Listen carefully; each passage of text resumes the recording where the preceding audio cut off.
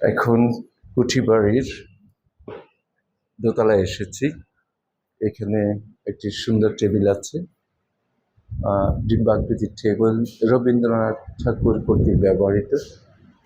উনি এটি ব্যবহার করতেন যখন এখানে লাঞ্চ অথবা ডিনার করা হতো। এখানে আরেকটি ব্যবহৃত ওনার জিনিস আছে।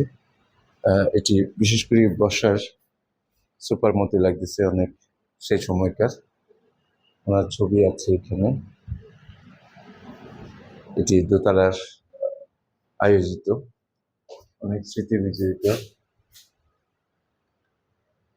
এটি ওনার সম্মেলনের একটি স্মৃতি। এখানে কিছু ছবি আছে।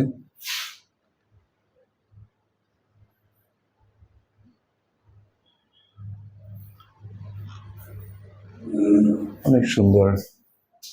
এটি আসলে না দেখলে বোঝা যাবে না, আপনারা যখন আসবেন তখন দেখবেন।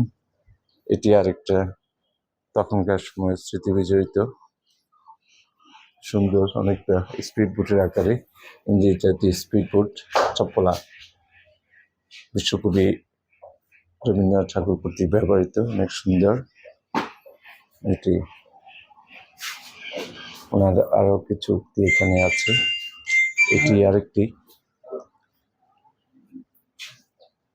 সুন্দর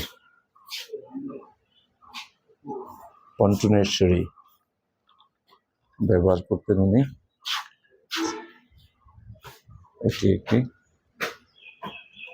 সুন্দর, দোতলা থেকে অনেক সুন্দর দৃশ্য দেখা যায়। চতুর্পাশে গাছগাছালি, গাছ দিয়ে সাজানো। আর সামনে অদূরে দেখছেন এটি মেইন এন্ট্রান্স। এটি মূলত অদূরে মসজিদ আছে। আর এই যে জায়গাটা একবার দেখিয়েছি নিচ থেকে, তবে দোতলা থেকে এটাই দেখাচ্ছি। অনেক সুন্দর, অনেকগুলা গেট দেখতে পাচ্ছেন। সব মিলিয়ে অসাধারণ মুহূর্ত। আসলে ছোটবেলায় পড়েছি, শুনেছি, এখন এটি স্বচক্ষে প্রত্যক্ষদর্শী হতে পেরে নিজের কাছে ভালো লাগছে। যেহেতু আমরা নয়, সারা বাংলাদেশের সবাই, সারা পৃথিবীর মানুষ ওনার কবিতা পাঠ করে। আর ওনার সেই স্মৃতি বিজড়িত জায়গাটাতে আসতে পেরে নিজকে ভালো লাগছে। আপনারা ঘুরতে আসবেন, আপনারা বিশেষ করে ছাত্ররা এখানে আসবেন, যারা না কবিতা পছন্দ করেন, কবিতা পাঠ করেন। ধন্যবাদ দেখার জন্য।